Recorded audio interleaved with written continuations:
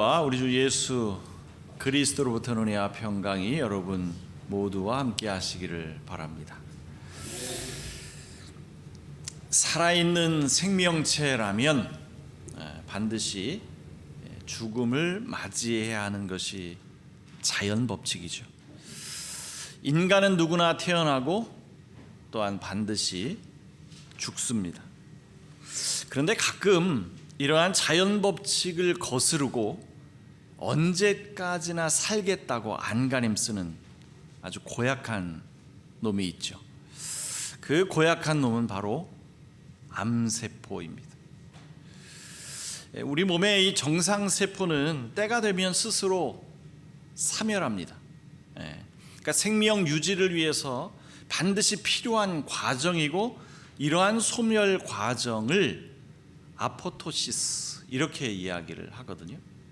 그러니까 자신이 죽어야 모든 개체에게 유익이 된다라고 하는 것을 알기에 스스로 이 희생 정신을 발휘하는 거죠. 우리 몸속에 있는 모든 세포가 다 이렇다는 거예요. 그런데 이 우리 몸에서 이 아포토시스가 제대로 작동하지 않으면 어떤 문제가 생겨요? 암에 걸리는 거죠. 암에 걸리는 거죠. 그러니까 이 암이라고 하는 것은 스스로 죽지 않고 계속해서 살겠다고 점점 더 커지는 것이 암세포잖아요. 그래서 인간의 이 생명을 죽음으로 몰고 가는 거죠. 그러니까 암세포처럼 자연 법칙을 거스르고 죽지 않겠다고 하는 이런 것이 오히려 문제가 된다라고 하는 것을 볼 때, 우리는 이 자연 법칙에 순응하며 사는 것이 생명의 법칙이 아니겠는가. 그러니까 한마디로 우리는 모두 죽을 몸이다, 이런 거죠. 죽는 것이 마땅하고 그것이 자연 법칙이고 생명의 법칙이다. 우리는 모두 죽을 몸이다, 이런 이야기죠.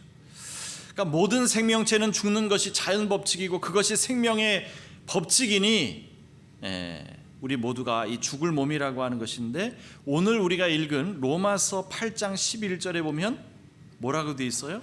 맨 마지막에 너희 죽을 몸도 살리시리라, 이렇게 되어 있어요. 그러니까 다 읽으면 좀 길지요. 이 11절 말씀을 다 읽으면 좀 깁니다. 그래서 제가 아주 짧게 축약을 좀 해봤어요. 성령이 너희 안에 거하시면 하나님께서 성령으로 말미암아 너희 죽을 몸도 살리시리라. 읽기도 편하고 이해하기도 더 쉽지요. 자, 보세요. 여기서 말하는 예수를 죽은 자 가운데서 살리신 이 누굽니까? 하나님. 그렇죠? 그럼 하나님의 영은 또 누구예요? 성령. 그러니까 첫 문장은 성령이 너희 안에 거하시면, 이렇게 축약할 수 있죠. 그 다음, 그리스도 예수를 죽은 자 가운데서 살리신 이 누구예요? 같은 이야기잖아요. 하나님. 그러면 그 성령께서 너희 안에 거하시는 그 영, 그의 영, 이것도 앞서 말씀드렸던 것처럼 성령, 그러니까 성령으로 말미암아, 그러니까 하나님이 성령으로 말미암아 너희 죽을 몸도 살리시리라, 이렇게 축약할 수 있는 거죠.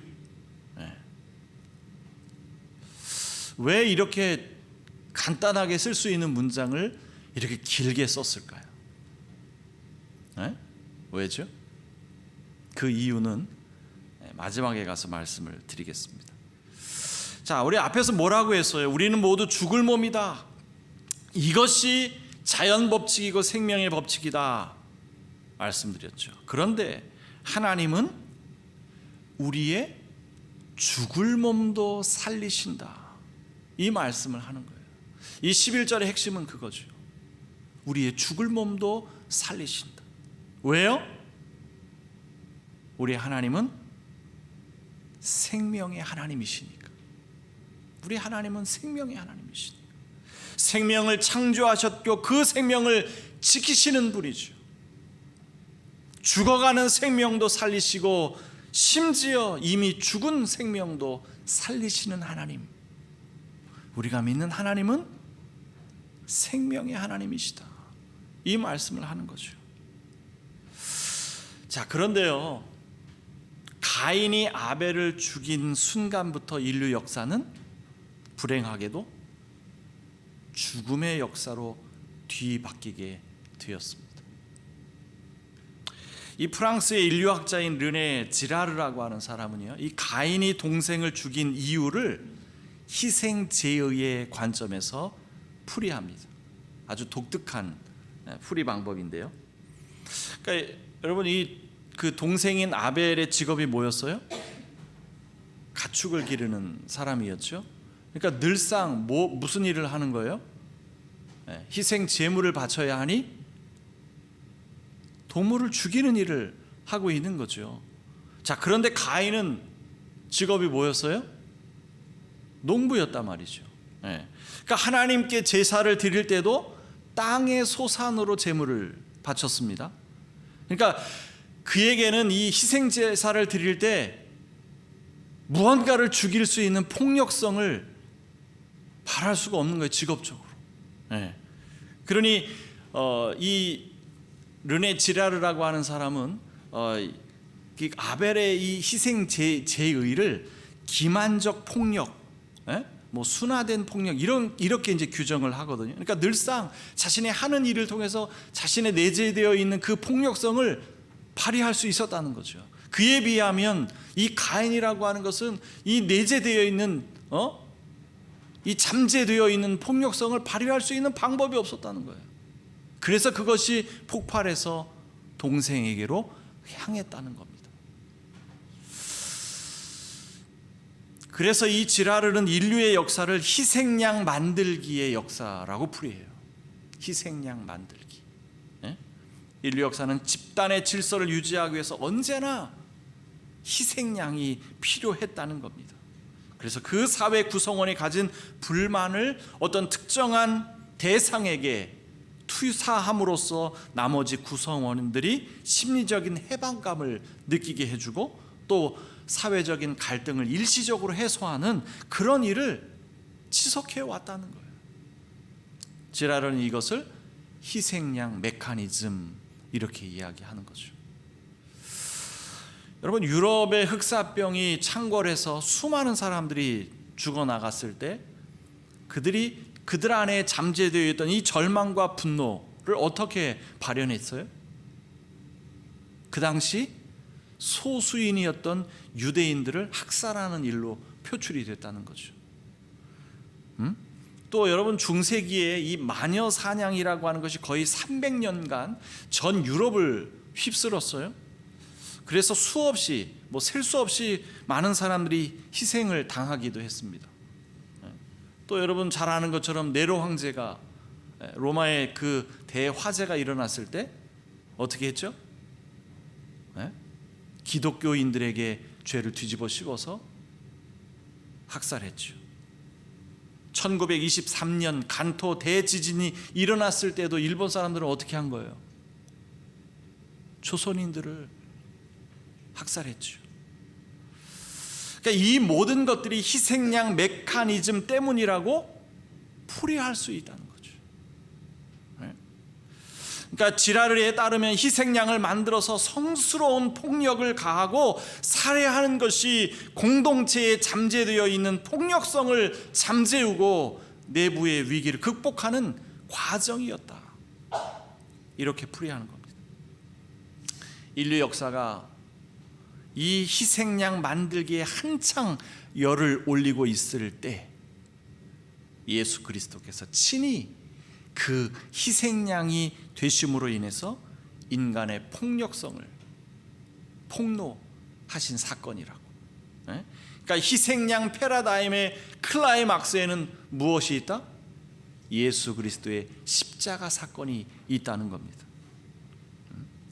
그래서 지금까지 인류 역사는 그 희생양을 찾고 만드는 가해자들에 의해서 기록되어 왔지만 복음서는 반대로 희생당한 그 희생자의 입장에서 기록되었다는 점이 놀라운 것이고, 그로 인해 인류는 자신들이 그동안 무참하게 희생양을 만들어 왔다는 사실들을 자각하기 시작했다는 겁니다.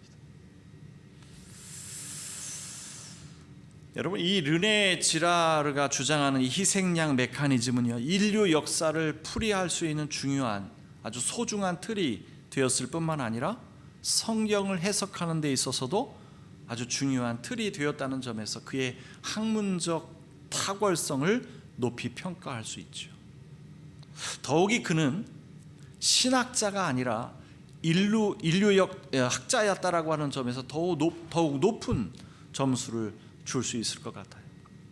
하지만 인류 역사의 모든 사안을 다 희생양 메커니즘으로만 볼 수 없다고 하는 이런 한계점이 있는 것도 사실이죠. 그래서 그에 대한 비판이 따르고 있는 것도 사실입니다. 근데 저는 이런 논쟁에 가세하고 싶은 그런 생각은 전혀 없어요. 그런데 우리가 르네 지라르가 말하는 희생양 패러다임에 동의하든 동의하지 않든 인류 역사는 죽음의 역사 혹은 죽임의 역사를 기록해 온 것은 사실이죠. 부인할 수 없는 사실이죠. 앞에서 제가 예로 들었던 유대인 학살, 마녀 사냥, 기독교인 박해, 조선인 학살, 이 외에도 수없이 많았던 그 학살과 살육이 자행되었다는 것이 우리 역사에 기록되어 있잖아요. 부인할 수 없는 사실이잖아요. 또한 이 전쟁이라고 하는 것이 그동안 전쟁을 통해서 얼마나 수많은 사람들이 희생을 당했습니까? 지금 이 순간에도 그 전쟁이 벌어지고 있잖아요.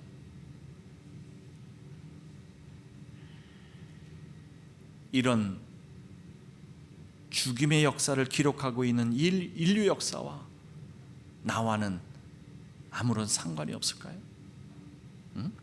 여러분 자신은 이 죽임의 역사와 혹은 죽음의 역사와 무관하다고 생각하십니까?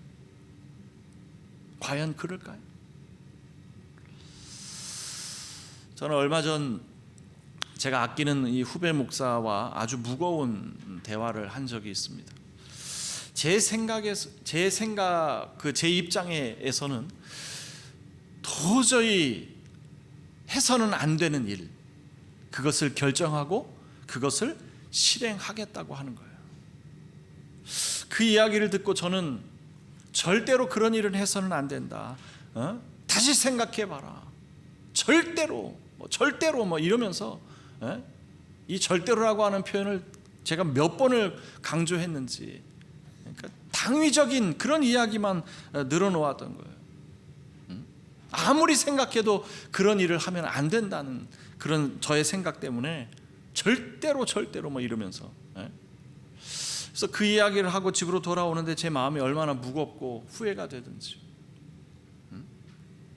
후배 목사가 그 어려운 결정을 하기까지 얼마나 힘든 시간을 보냈으며 또 얼마나 고통스러웠을지, 그 마음을 헤아려 주는 것이 먼저가 아니겠는가, 이런 생각 때문에 스스로 자책하면서 집으로 돌아온 적이 있어요. 제 딴에는 이 후배 목사에게 좀 도움이 되겠다고, 도움을 주고 싶어서 그런 이야기를 한 거잖아요. 그런데 결과는 어쩌면 그 후배 목사에게 더 아픔을 준 것은 아닌가, 이런 생각 때문에 잠이 오질 않더라고요. 아무리 좋은 의도로 하는 일이라 하더라도, 아무리 선한 의도로 하는 일이라 하더라도 그 결과는 전혀 다른 방향으로 흐를 수 있다는 것을 우리는 날마다 경험하며 살고 있잖아요. 얼마든지 그런 일은 벌어지죠. 우리가 사랑하는 가족에게 얼마나 많은 아픔을 안겨주며 살고 있습니까? 사랑하는 아내, 사랑하는 남편, 사랑하는 자녀, 사랑하는 부모님에게 해서는 안 되는 그런 말들, 해서는 안 되는 그런 행동을 통해서 얼마나 마음 아프게 해준 적이 있느냐고요. 여러분, 말이라고 하는 것이 얼마나 무서운 무기인지 우리는 간과하기가 쉽습니다. 여러분, 물론 폭력이라고 하는 것은 어떤 경우에도 정당화할 수 없지만 폭력이라고 하는 것은 상처를 남기죠. 시간이 지나면 그 상처는 없어집니다. 하지만 말이라고 하는 것은요, 경우에 따라서는 평생 그 사람을 고통 속에 갇히게 할 수 있죠. 말이라고 하는 것, 그렇게 무서운 겁니다. 우리는 어쩌면 말로써 누군가를 서서히 죽이고 있는지도 모릅니다. 무서운 일이죠. 비열하고 잔혹한 폭력성을 이 성스러움 속에 감추고 계속해서 무고한 희생양을 찾고자 하는 이 패역한 인간이 성경으로 시선을 돌려야 하는 이유가 바로 여기에 있습니다.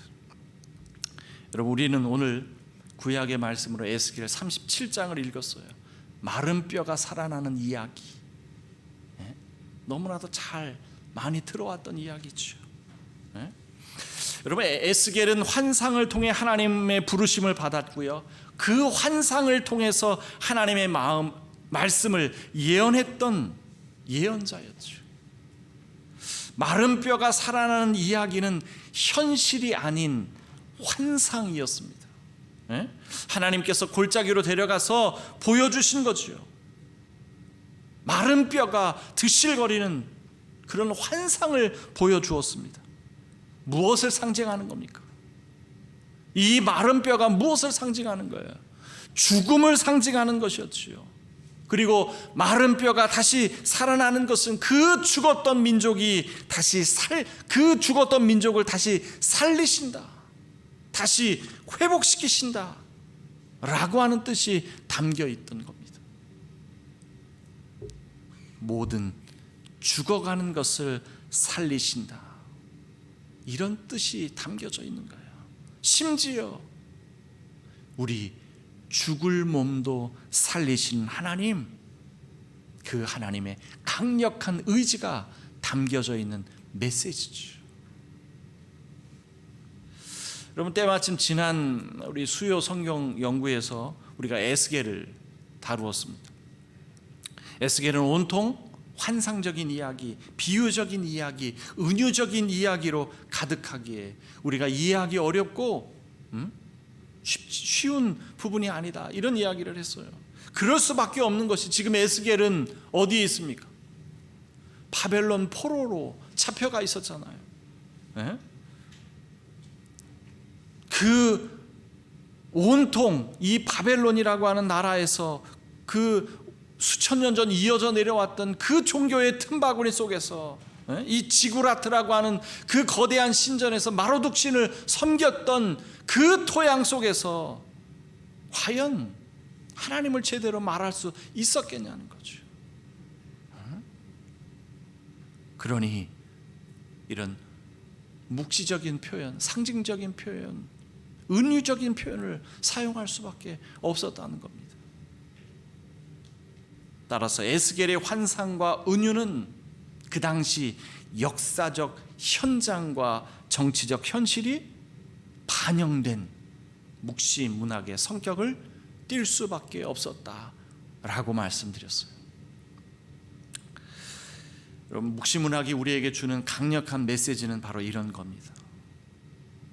어떠한 상황 속에서도 하나님은 말씀하신다. 최악의 현실 속에서도 하나님은 우리를 구원하신다. 그리고 오늘 우리 본문 말씀과 관련해서 한 가지를 더 첨언한다면, 다 죽어가는 것도, 아니 이미 죽은 것도 살리시는 하나님이시다, 이렇게 말씀드릴 수 있을 것 같아요. 왜요? 우리가 믿는 하나님은 생명의 하나님이시니까요. 오늘 우리가 읽은 이 복음서의 말씀에는 이 메시지를 확증하기라도 하듯 죽은 나사로를 살리시는 예수님의 이야기가 기록되어 있죠.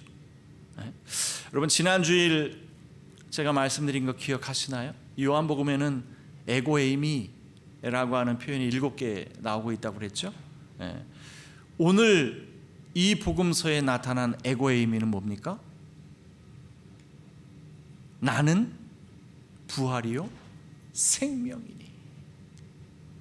그리고는 7개의 표적도 나타나고 있다고 그랬죠. 오늘의 표적은 뭡니까? 죽은 나사로를 살리시는 이야기. 여러분, 이거보다 더 명확한 메시지가 있을 수 있습니까? 네? 놀랍지 않아요? 저만 놀라운 것 같아요. 자, 그런데 오늘 이번 주일의 중심점에서, 그리고 오늘의 빛에서 보자면 25절 후반절의 말씀에 우리는 조금 더 기울여야 합니다. 주의를 기울여야 해요. 나는 부활이요 생명이라고 말씀하신 후에 뭐라고 말씀하세요? 예수님은 나를 믿는 자는 죽어도 살겠고 이렇게 말씀하시죠. 어디에 방점이 있는 겁니까? 어디에 방점이 있는 거예요? 살리신다. 죽을 몸도 살리신다. 여기에 방점이 있는 거죠. 네? 앞에서 저는 11절의 긴 말씀을 아주 간략하게 축약해 드렸어요. 네? 이렇게 기록하고 이렇게 읽으면 너무나 편하고 쉬운데 왜 그렇게 길게 썼느냐? 왜 그렇게 길게 써야만 했느냐라고 질문했죠. 뭘까요? 왜 사도 바울 선생님은 이렇게 길게 수고스럽게 기록해야만 했을까요? 같은 이야기를 2번이나 반복하면서 이거죠. 뭘 얘기할 것 같아요? 예수를 죽은 자 가운데서 살리신 이, 그리스도 예수를 죽은 자 가운데서 살리신 이 똑같은 표현을 다른 방식으로 2번이나 반복하고 있잖아요. 뭘 강조하기 위해서? 살리시는 하나님, 생명의 하나님, 이걸 강조하기 위함이 아니었겠습니까? 그리고 또 하나, 성령이 너희 안에 거하시면, 성령이 너희 안에 거하시는 그의 영으로 말미암아 2번이나 또 반복되고 있죠. 성령이 우리 안에 거하실 때 그 생명의 힘은 발휘될 수 있다. 이것을 강조하는 거죠. 우리 하나님은 생명의 하나님으로서 살리시는 일을 하시는 분입니다. 예수 그리스도께서 이 땅에 오셔서 하신 일도 살리시는 일이었죠. 오늘날 성령님께서 하시는 일 역시 살리시는 일입니다. 각자의 시대 속에서 단독적으로 행하시는 것이 아니라 삼위일체 하나님은 언제나 살리시는 일을 함께 동역하십니다. 그러니 그 성령께서 우리 안에 거하시면 우리는 무슨 일을 하고 있을까요? 그 영께서, 하나님의 영이, 그 성령이 우리 안에 거하시면 우리는 지금 무엇을 하고 있어야 하냐? 죽이는 일일까요? 살리는 일일까요? 그 사람이 성령의 사람인지 그렇지 않은지 판별할 수 있는 방법은 의외로 간단합니다. 그 누군가가 살리는 일을 하고 있는지 죽이는 일을 하고 있는지 그것을 보면 알 수 있죠. 문제는 어리석은 인간은 죽이는 일을 하고 있으면서도 자기는 지금 살리는 일을 하고 있다고 착각하고 있는 것이 문제죠. 지라르에 따르면 인류 역사는 그렇게 자신의 폭력성을 성스러움 속에 은폐하려 했다는 겁니다. 그래서 십자가 사건은 그것을 폭로하는 사건이었다는 거죠. 그러니 우리에게는 모든 일에 귀결되는 질문이 있습니다. 모든 사안에 항상 귀결되는 질문이 있어요. 나는 과연 십자가의 사랑으로 이 일을 행하고 있는가? 이거죠. 이 질문에도 스스로 자기를 속이려 한다면 구제해야 할 방법이 없겠지만 속이지 않고 대답할 수 있는 사람만이 성령의 사람이라 할 수 있겠죠. 우리가 관계하는 것이 무엇이든 살리는 일에 방점을 찍고 살아가시는 성령의 사람이 되셨으면 좋겠습니다. 우리가 믿는 하나님은 죽을 몸도 살리시는 분이시고 그러므로 우리는 살게 될 것입니다. 앞으로도 영원히 모든 지각에 뛰어난 하나님의 평강이 그리스도 예수 안에서 여러분의 마음과 생각을 지킬지어다. 아멘.